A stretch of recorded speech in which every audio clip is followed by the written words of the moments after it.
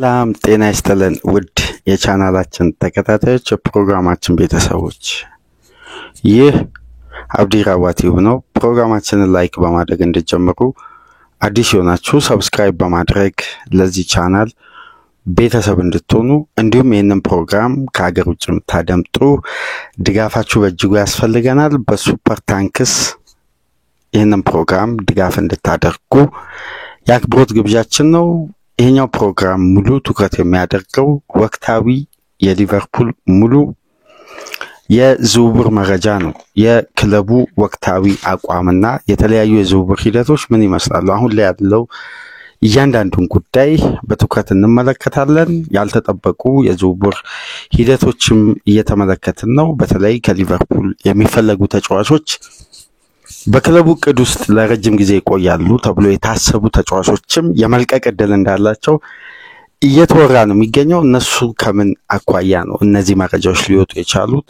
ሊቨርፑል በአዲስ አጥቂ በአዲስ ትኩረት ብቅ ብሏል። የሶስት ተጫዋቾችን ዝውውር ለማጠናቀቅ ቀነ ገደብ አስቀምጧል። በዛ ቀነ ገደብ እንግዲህ ሶስቱ ተጫዋቾች ይፋዊ የሊቨርፑል ዝውውር ማረጋገጫ እንዲሁም ሬጂስተር የሚደረጉበትም ቀን ተቃርቧል። ስለዚህ ሊቨርፑሎች በቀጣይ 48 ሰዓት በጣም ቢዚ የሚሆኑበት የዝውውር ሂደት ነው። ይህም መረጃ በመታደምጡበት ወቅት አንስቶ የአግዜ ትሬኒንግ ማዕከል በተለያዩ ኢሜሎች ተወጥሯል ይላል የዴሊ ሜሉ ዘጋቢ ሉዊስ ስቲል። ፖል ጆይስ እንግዲህ በምሽቱ የላይቭ ቦርን ኢን ዘ ሬድ ይሄንን ፕሮግራም የምትከታተሉ አብዛኛው ሊቨርፑል ደጋፊዎች ትኖራላችሁ ብዬ አስባለሁ። የዩቲዩብ ፕሮግራም ነው። ዘ ታይምስ ሪፖርተር ታማኙ ዘጋቢ ምሽት ላይ ገስት ሆኖ በዚህ ዩቲዩብ ፕሮግራም ቀርቧል። ምናልባት ይሄን ፕሮግራም አልመጥ ከፈለጋችሁ የግድ የቪፒኤን ኮኔክት ማድረግ አለባችሁ። ያለ ቪፒኤን አይሰራም። እዚህ ፕሮግራም ላይ ነው እንግዲህ ምሽቱን መረጃ ስንመለከት ያመሸነው። ኢንሳይድ አንፊልድን ሙሉ ዘገባ ወደ እናንተ ይዘን እንመጣለን። የ49 ደቂቃ ላይቭ ቪዲዮ ተመልክተን በትዕግስት እንግዲህ አጠናቀን እያንዳንዱ ጉዳይ ምን አይነት ስቴጅ ላይ ነው የሚገኘው የሚባለውን ይሄ ሪፖርተር እንደምታውቁት 100% ኮንፈርም ካልሆነ ለወራት እንኳን ሪፖርት ላይ ጽፍ ይችላል። ሊቨርፑል ጨዋታ ከሌለው የብሬክ ወቅት ከሆነ ያልተረጋገጠ መረጃ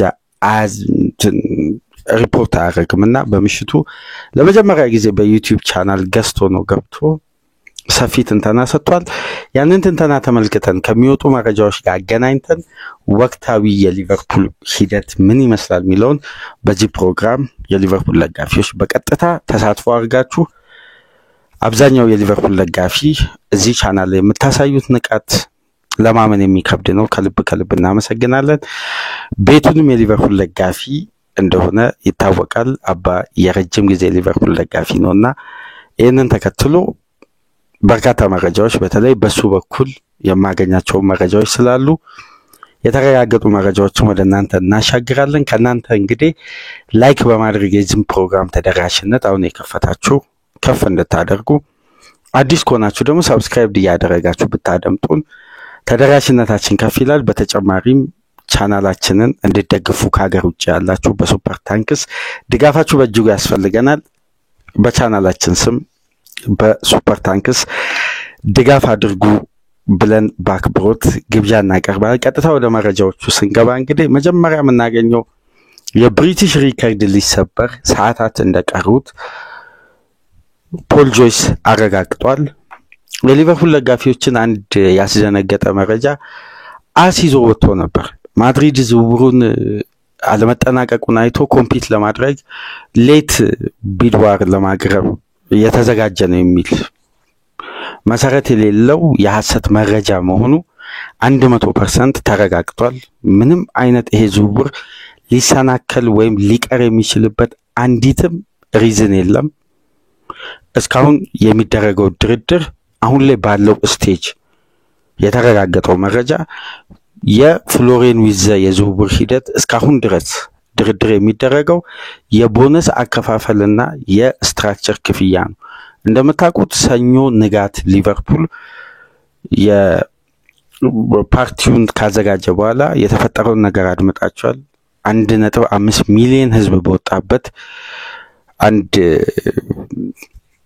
የተሽከርካሪ መኪና በርካታ ሊቨርፑል ደጋፊዎች ሴሌብሬት የሚያደርጉበት ቦታ ላይ አደጋ ደርሶ ወደ 47 የሚሆኑ የክለቡ ደጋፊዎች አደጋ ደርሶባቸው 7 ነው 8 የሚሆኑ አሁንም ጥብቅ ጥንቃቄ ውስጥ እንዳሉ መረጃ እየወጣ ነው የሚገኘውና ፖሊስ ሂደቱን ተከታትሎ ያን የ53 ዓመት አሽከርካሪን ይዞ እንግዲህ በእስር ላይ ነው የሚገኘው። በዛ በኩል የሚወጣው መረጃ በየማሉ እናሻገራቸዋለን። በዛ በፓርቲ ቀን ሪቻርድ ሂውዝ እና ማይክል ኤድዋርድ ባሱ ላይ ሆነው 100 ሚሊዮን ፓውንድ የተጫዋቹን ኦፊሻል ቢድ አቅርበዋል።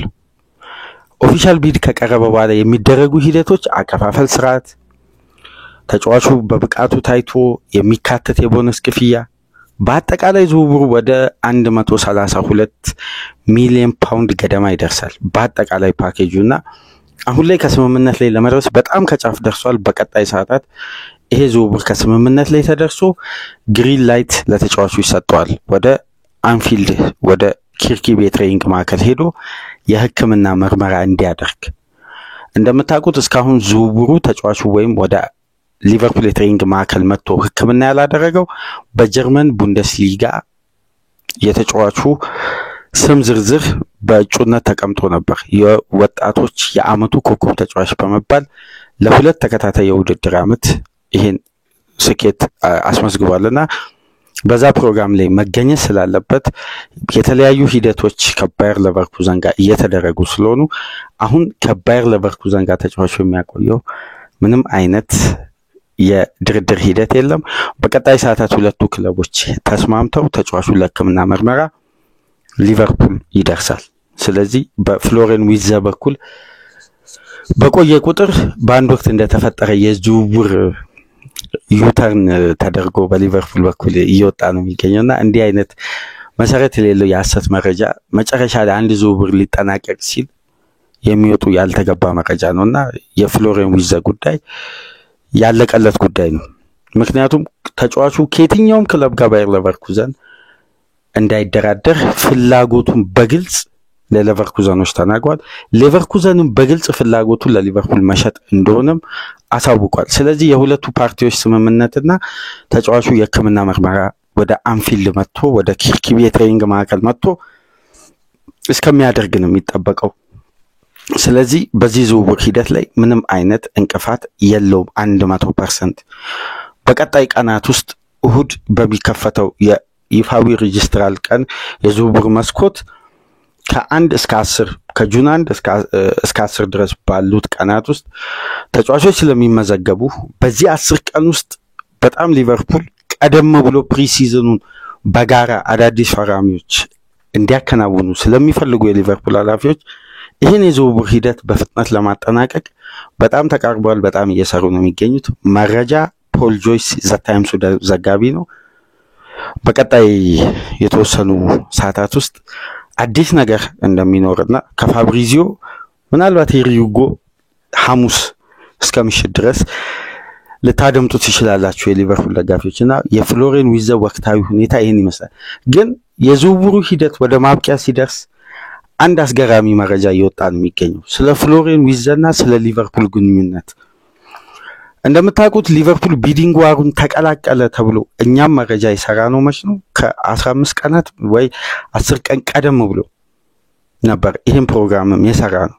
በይፋ ተቀላቅሎ ባየር ሙኒክንና ማንቸስተር ሲቲን ሃይጃክ ሊያደርግ ነው ሊቨርፑልና የማድረግ ፓወሩን እየተጠቀመ ነው በመደራደር በኩል ብለን ቅድመ ጥቆማ ሰተናችሁ ነው። ከዛም በኋላ ሊቨርፑል ይሄን የዝውውር ሂደት ማሸነፉ ይፋ ነው። ስለዚህ ተጫዋችና ስለ ሊቨርፑል ግንኙነት ወይም የዝውውር ሂደት ከጀርባ ዛሬ ላይ ጠለፈው የሚባለው የሪያል ማድሪድ አሰልጣኝ ማለት ዝውውሩ ተጠልፏል ወይም ማድሪድ አለማጠናቀቁን ተከትሎ ለመጥለፍ ጥረት ጀምሯል በዛቪ አሎንሶ በኩል የሚባለውን ሐሰት ያደረገው ዛቪ አሎንሶ ለፍሎሬን ዊትዘ ባደረገው ምክር መሰረት የተሻለ ቦታ አንፊልድ ሊሆን እንደሚችል ኢንፎርም እንዳደረገው አሁን ላይ ዘገባ ከጀርመን ይወጣል። አንደኛው ይሄ ነው። ሁለተኛው ማይክል ኤድዋርድ በሊቨርፑል ቤት 2020 የውድድር ዓመት ፍሎሪያን ዊዘን በከፍተኛ ፕሮጀክት እቅድ ውስጥ ተቀዳሚ ምርጫ አድርጎ አስቀምጧል። አሁን ነው ከዝውውሩ ሂደት ፋይናል ስቴጅ እየደረሰ ሲመጣ እንዲህ አይነት የታመነ መረጃ ወጣውና ፖል ጆይስ ነው ይሄን በምሽቱ የዩቲዩብ ፕሮግራም ያጋራውና ከ2020 ጀምሮ የፍሎሪያን ዊዘን ገና ተጫዋቹ አሁን 22 ዓመቱ ነው፣ ገና የ17 ዓመት ተጫዋች ያለ በፕሮጀክት ትልቅ እቅድ ውስጥ ማይክል ኤድዋርድ ፕላን አድርጓልና ከዚህ ቀደም አንድ ፕሮግራም ሰርተን ነበር። አንድን ተጫዋች 6 ዓመት 7 ዓመት ሊከታተሉ ይችላሉ ክለቦች። ስለዚህ ኤድዋርድ ለአምስት ያለፉት ዓመታት በስራ ላይም ሆኖ በረፍት ላይም ሆኖ ስለ ፍሎሪያን ዊዘን እድገት በቅርብ ርቀት ይከታተል ነበር። አንደኛ።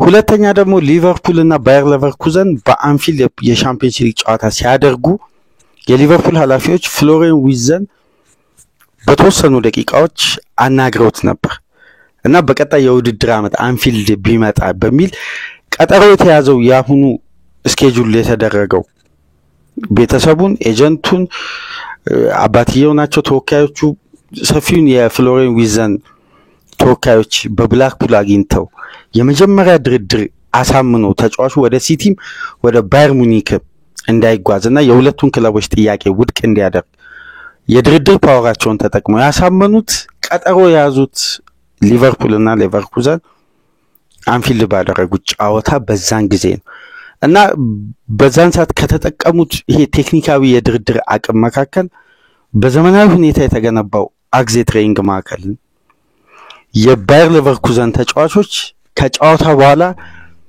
በጉዞ ወደ ጀርመን ተጉዘው የሪከቨሪ ትሬኒንግ ከሚያደርጉ የአግዜ ትሬኒንግ ማዕከልን እንዲጠቀሙና በሊቨርፑል የትሬኒንግ ማዕከል ትሬኒንጋቸውን አጠናቀው ወደ ጀርመን እንዲመለሱ ፍቃድ ሰጥተው ነው። ይሄ ቴክኒካል የድርድር አቅም ተብሎ እንግዲህ አሁን ላይ ይወጣል የሚገኘውና አስገራሚ የኤድዋርድ የፕሮጀክት የቴክኒክ አቅምና የመደራደር ኳሊቲ አንዱ ይሄ ነው ተብሎ ይወጣ ነው የሚገኘውና ፍሎሪያን ዊዘን በቀዩ ማሊያ ያውም ያልተለመደ ቁጥር በሊቨርፑል ቤት ወይም የተጠላ ቁጥር ይለብሳል የሚል መረጃ አለና ምናልባት በቀጣይ ሰዓታት ውስጥ የዚህን ኮንፈርሜሽን ምታደምጡ ይሆናል። አንድ ባስ እንግዲህ ያው የብሪቲሽ ሪከርድ ስለሆነ ዝውውሩ እንዲሁ እገሌ ከአንድ ቡድን ወደ አንድ ቡድን መጣ በሚለው የሚዘገብ ስላልሆነ አንድ ባስ ሙሉ ዊዘን የሚል ጽሑፍ ያለው ባስ በሊቨርፑል ዝግጅት እያደረገ ነው። የዊዘን አቀባበል እስከ 132 ሚሊዮን ፓውንድ ፓኬጅ የሚደርስ የዊዘን የድርድር ሂደት እንግዲህ ፋይናል ስቴጅ ላይ ደርሷል። ነገር ግን ድርድሩ ላይ የተካተተው ትልቁ ጉዳይ ፍሎሪያን ዊዘን በቀዩ ማሊያ ባለንዶርን የሚያሳካ ከሆነ ሊቨርፑል ለባየር ሌቨርኩዘን 12.5 ሚሊዮን ፓውንድ ይከፍላል። ይሄ ውሉ ላይ ሰፍሯልና በቀጣይ ሰዓታት እንግዲህ የዚህ የዝውውር ሂደት ፋይናል ስቴጅ ምንመለከት ይመስለኛል። በተለይ ደግሞ ለሜዲካል ፍቃድ የሚያገኝበት ቀናት እየተቃረበ ነው። ተጫዋቹ ለሊቨርፑል ኃላፊዎች በአቀረበው መሰረት ከኔሽን ሊግ ውድድር ቀደም ብሎ ይሄ ዝውውር ሂደት እንደተጠናቀቅ ወይም ዝውውሩ እንዲጠናቀቅ አክቲቭ ሆነው ሊቨርፑሎች ዝውውሩን እንዲያጠናቁ የራሱን ፍላጎት አሳውቋቸዋልና በዚህም ሂደት እንግዲህ ብቻ ዛሬ ሐሙስ ትልቅ መረጃ በዚህ ተጫዋች ዙሪያ የኮንፈርሜሽን ዜና እንደሚኖር ፖል ጆይስ አረጋግጧል። ሌላኛው ጉዳይ እንግዲህ የጀሬሚ ፍሪፖንግ ነው። ተጫዋቹ በ29.5 ሚሊዮን ፓውንድ ሕክምናውን አጠናቋል። ዛሬ ሊቨርፑል ደብል ዲል ይፋ ሊያደርግ ይችላል ፍሎሪያን ዊዘን እና ጀሬሚ ፍሪፖንግ የሕክምና ምርመራውን አጠናቋል። በሊቨርፑል ማሊያ ልናየው እንችላለን። ዛሬ በተለይ ያለፈው ሰኞ በፕሌን መርሲሳይድ ሲደርስ በሙሉ ቪዲዮ እንግዲህ እንደተመለከታችሁት ስካይ ስፖርት ላይ ተለቋል። ያን መረጃ ያን ቪዲዮ መመልከት ትችላላችሁ። ወርዶ በሊቨርፑል እንግዳ ተቀባዮች በሌክዠሪ በሆነ መኪና ወደ ኪርኪቢ ሲሄድ መመልከት ችለናል። ዛሬ ከቁጥር ጋር ጀሬሚ ፍሪፖንግን ዊዘን ደግሞ ፍቃድ የሚያገኝበት ቀን ይሆናል ተብሎ ይጠበቃል። ሊቨርፑል እንግዲህ ሶስተኛውን ዝውውር ለማጠናቀቅ እስከ አርብ ድረስ በሜሎስ ኪርኬዝ ዙሪያ እየሰራ ነው የሚገኘው። ባለፈው ሳምንት ነግሬያችሁ ነበር። የፕሪሚየር ሊጉ ዋንጫ እሁድ ከተጠናቀቀ በኋላ ከሰኞ እስከ አርብ ባሉት ቀናት ውስጥ 3ቱን ተጫዋቾች ሊቨርፑል ለማስፈረም ይሰራል በቀጣይ ቀናት ውስጥ የሚል መረጃ አጋሪቻችሁ ነበርና የሜሎስ ኪርኬዝ ዝውውር እስከ አርብ ባለው ይጠናቀቃል። ተጫዋቹ ወደ ሊቨርፑል ለመዘዋወር 100% የግል ጉዳዩን አጠናቋል። ክለብ ከክለብ ጋር የሚያደርገው ድርድር እንግዲህ አድቫንስድ ስቴጅ ላይ ደርሷል። በቀጣይ 48 ሰዓት ውስጥ የኪርኬዝ ጉዳይ ይጠናቀቃል። ተጫዋቹ በሊቨርፑል ቤት እስከ 65000 ፓውንድ ሳምንታዊ ደሞዝ ያገኛል። የ5 ዓመት ኮንትራት ለመፈረም በግል ጉዳይ ከስምምነት ላይ ደርሷል። እንደ ዊትዘ እንደ ፍሪፖንግ ቀደም ብሎ ኪርኬዝም በግል ጉዳይ ከሊቨርፑል ጋር ጨርሷል። ስለዚህ ቀጣይ 48 ሰዓት ይህን የዝውውር ሂደት ለማጠናቀቅ የሊቨርፑል ኃላፊዎች ቢሃይንድ ዘ ሲን እንግዲህ በጣም እየሰሩ ነው የሚገኙት። ስቴፕ ባይ ስቴፕ ኮንፈርም ያደርጋሉ ተብሎ ይጠበቃል። እሁድ ጁን 1 የዝውውር መስኮቱ ይከፈታል እስከ ጁን 10 ድረስ። ከዛም በኋላ ይዘጋል። ከጁን 16 እስከ ሴፕቴምበር 1 ድረስ ደግሞ ትልቁ የዝውውር መስኮት ይከፈታል ማለት ነው። የሶስቱ ተጫዋቾች ወቅታዊ መረጃ ይህን ይመስላል። በቀጥታ የምናልፈው ቀጣይ 4ኛ ፈራሚ ፕላን ከወዲሁ እየወጣ ነው የሚገኘው። የጁሊያን አልቫሬዝ ስም ከሊቨርፑል ጋር መያያዝ ከጀመረ ሰንበትበት ብሏል። አሁን በድጋሚ የተወሰኑ ሩመርሶች በተለይ ከቤልጂየማዊው ዘጋቢ እየወጣ ነው የሚገኘው። ይህን ዘጋቢ እንደምታውቁት ቀደም ብሎ የሆነ መረጃ ጽፎ ከተወሰኑ ቀናት በኋላ ያ መረጃ ፒን ተደርጎ እንደገና ለእግር ኳሱ ቤተሰብ ለመገናኛ ብዙሃን በሌሎች ዘጋቢዎች ዘንድ ይወራልና የጁሊያን አልቫሬዝ ወሬ በሊቨርፑል ቤት አሁንም አልተቀዛቀዘም እንዳለ ነው። ኢሳቅ አሁንም የሊቨርፑል ተቀዳሚ ምርጫ ነው። ነገር ግን ለዊዜን ያክል ክፍያ ከፍሎ ተመሳሳይ አይነት ክፍያ ወይም የውል ማፍረሻ በተለያየ ተርም የሚከፈል ኢሳቅ ላይ ይሄዳሉ ተብሎ አይጠበቅም። ነገር ግን የጃሬል ካውንሳ ተፈላጊነት በኒውካስል ዘንድ በጣም ከፍ ብሏልና ምናልባት ለኮንሳ በተከፈተው የዝውውር መስኮት ኒውካስል ኦፊሻል ቢድ የሚያቀርብ ከሆነ ሪቻርድ ዩዝ በአንድ ወቅት እንደገለጸው ኦፖርቹኒስቲክ ዲል ለመጠቀም እንግዲህ እንደ መሳሪያ እንደ አንድ ቱል ኮንሳ ሊቨርፑሎች ለመጠቀም ያስባሉ። ነገር ግን አሁን ላይ የሊቨርፑል ፕራዮሪቲ ታርጌት ጁሊያን አልቫሬዝ እና አሌክሳንደር ኢሳቅ ናቸው። ነገር ግን ከጀርመን በወጡ መረጃዎች ከሆነ ያለፈው ሳምንት የሊቨርፑል ኃላፊዎች ልክ እንደ አርሴናሉ አንድሬስ ቤርታ፣ ማይክል ኤድዋርድ፣ ጁሊያን ዋርድ እንዲሁም ሪቻርድ ሂውዝ በጀርመን እንደነበሩ በተደጋጋሚ ገልጸንላችሁ ነበርና ለዚህ ለፓርቲው አርብ ምሽት ቅዳሜ ንጋት አካባቢ ነው ወደ እንግሊዝ መመለሳቸው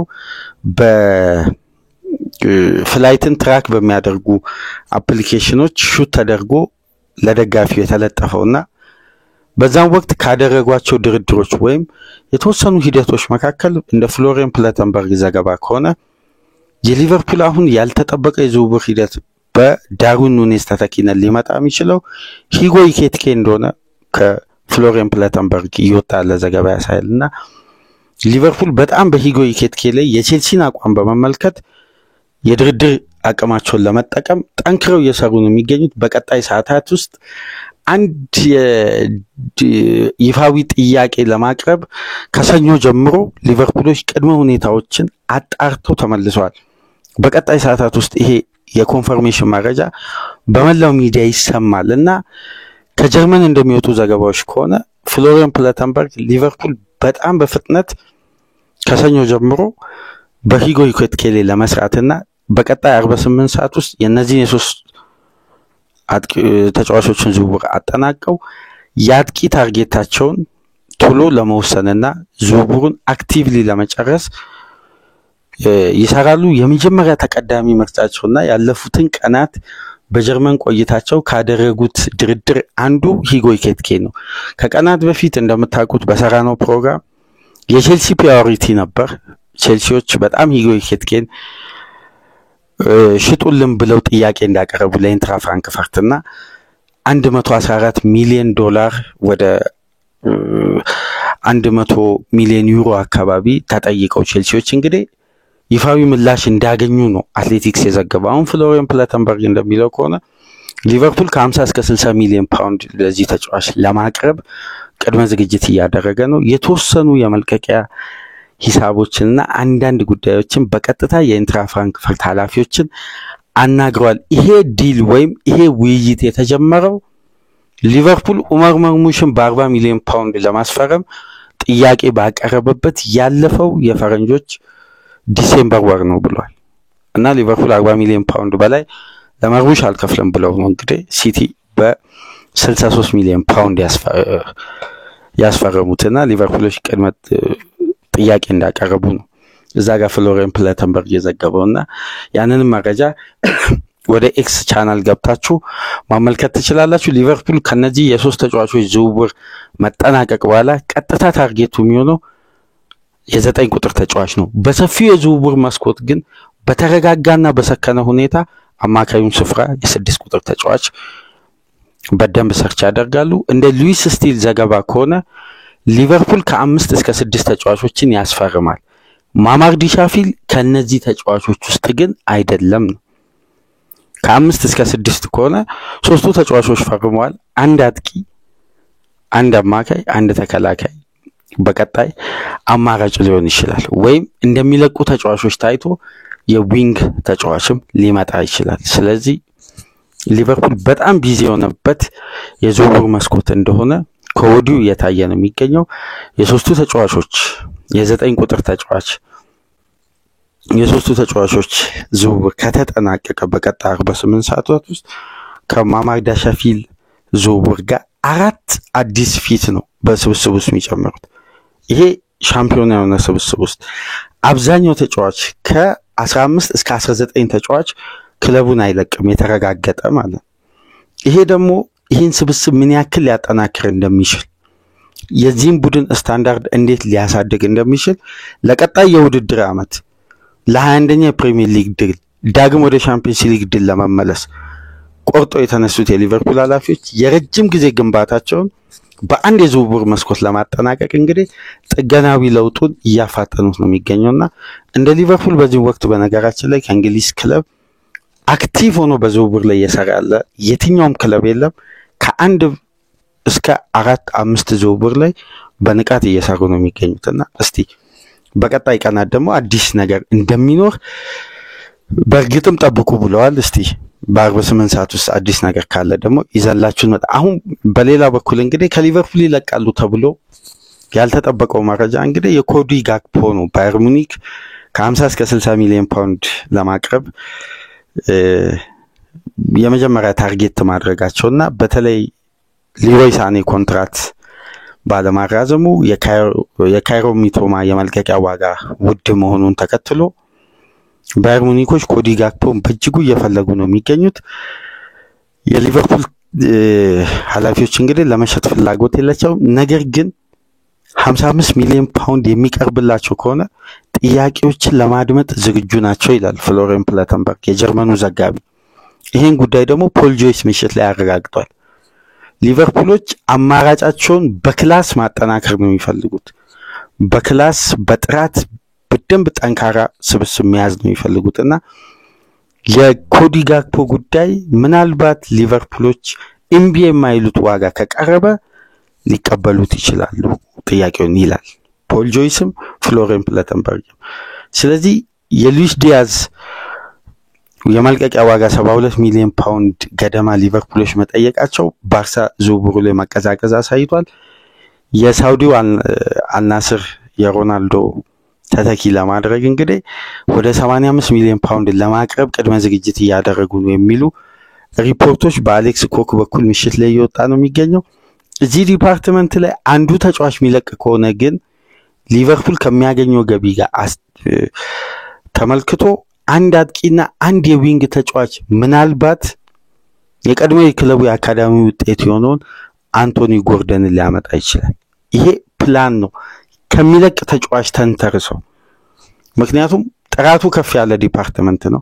አንዱ ጥራት ከጎደለ በሌላ ጥራት ለመተካት ነው የሚያስቡት። ጥገናዊ ለውጡ እንዳለ ሆኖ አንዱ ጥራት ከጎደለ ሌላ ጥራት መጨመራቸው አይችል። ይሄ ግን በሚለቀው ተጫዋች ላይ ጥገኛ የሆነ የዝውውር ሂደት ነው። በተረፈ ከፊት መስመር በኩል የኬዛና የኑኔዝ መልቀቅ ነው አሁን ላይ በሊቨርፑል ቤት በጣም በስፋት እየተጠበቀ የሚገኘው። ስለዚህ በሁለቱ ሽያጭ አንድ ጠንካራ 9 ቁጥር ተጫዋች አንፊልድ ይመጣል። የትኛው እንደሆነ እንግዲህ ከጁን 1 ጀምሮ የምንመለከተው ነው የሚሆነው። የነዚህ የሶስቱ ተጫዋቾች ዝውውር ሲጠናቀቅ ሊቨርፑል በቀጥታ የሚሰራው በ9 ቁጥር ተጫዋች ይሆናል። ነገር ግን ከነዛ የዊንግ ተጫዋቾች ውስጥ ከዲያዝ ወይም ከጋክፖ አንዱ ከለቀቀ አንቶኒ ጎርደን የመምጣቱ እድል ሰፊ ነው። ምክንያቱም ያ ድርድር አየር ላይ ነው ስቲል ያለውና በቀጣይ ቀናት የምናየው ነው የሚሆነው። በሌላ በኩል እንግዲህ ቫሌንሺያና ሊድስ ይፋዊ ለኮስታስ ሲሚካስ 26 ሚሊዮን ፓውንድ ማቅረባቸው ከምሽት ጀምሮ እየተሰማ ነው የሚገኘው። ይሄ የዝውውር ሂደት ከሁለት አንዱ ክለቦች ሊወስዱት እንደሚችሉ ከወዲሁ የሚወጡ ዘገባዎችና አንዳንድ ግምቶች ያሳያሉ። ምክንያቱም ሊቨርፑል ቦታው ላይ ሜሎስ ኪርኬዝን አስፈርሞ አንዲ ሮበርትሰንን በተጠባባቂነት ለመያዝ ነው ትልቁ ፕላን። ይሄ ከዚህ ቀደም በተደጋጋሚ ያነሳ ነው ጉዳይ ነው። ከሊቨርፑል እንግዲህ በዘንድሮ የውድድር ዓመት ከሚለቁ ተጫዋቾች አንዱ ጃሬል ካውንሳ ነው። ሊቨርፑል ከ45 እስከ 50 ሚሊዮን ፓውንድ ይፈልጋል። ለተጫዋቹ ግን እስካሁን የቀረበው ከፍተኛ ገንዘብ በኒውካስል አማካኝነት 38 ሚሊዮን ፓውንድ ነው። አሁን ደግሞ የፍሎሬን ዊዘሻች ክለብ የድርድሩ አካል ሳይሆን ግን በሌላ የድርድር ሂደት ሃርቪ ኤሊየትንና ጃሬል ካውንሳን ሌቨርኩዘኖች እንደሚፈልጉ ለሊቨርፑል ኃላፊዎች በዚህ ድርድር ሂደት ላይ ኢንፎርም አድርጓል። ይህም የዝውውር ሂደት ይጠበቃል። በዋነኝነት ግን ምሽት ላይ ከወጡ መረጃዎች መካከል ብሬንፎርድ ፍሌከንን ለባየር ሌቨርኩዘን ሸጠዋል። ተጫዋቹ በቀጣይ ቀናት ዝውውር መስኮቱ ሲከፈት ይዘዋወራል ተብሎ ይጠበቃል።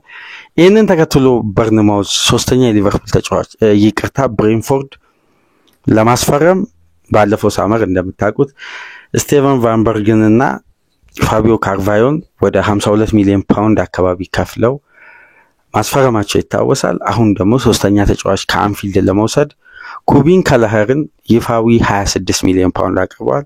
ሊቨርፑል ግን 33 ሚሊዮን ፓውንድ እንደሚፈልግ ለብሬንፎርዶች ገልጸዋል። ነገር ግን ኬፓ አሪዛባላጋ በበርንማውዝ የሚቀጥል አይመስልም። ይሄንን ተከትሎ በርንማውዝም ኩቢን ከለኸርን ለማስፈረም ጥያቄ ያቀርባል ተብሎ ይጠበቃልና ሊቨርፑሎች እነዚህን 3 የአካዳሚ ተጫዋቾችን የሚሸጡ ይመስላሉ። አሁን ላይ በተለይ የሂሳብ መዝገባቸውን ለማስተካከል በጣም ከፍተኛ ትርፍ ስለሚመዘገብ ኢንቨስት ለማድረግ ምቹ የሂሳብ መዝገብ ስለሚፈጠር ቀደም ብለው ወደ ሌሎች ዲፓርትመንቶች ከመጓዛቸው በፊት እነዚህን ተጫዋቾች የሚሸኙ ይመስላሉ።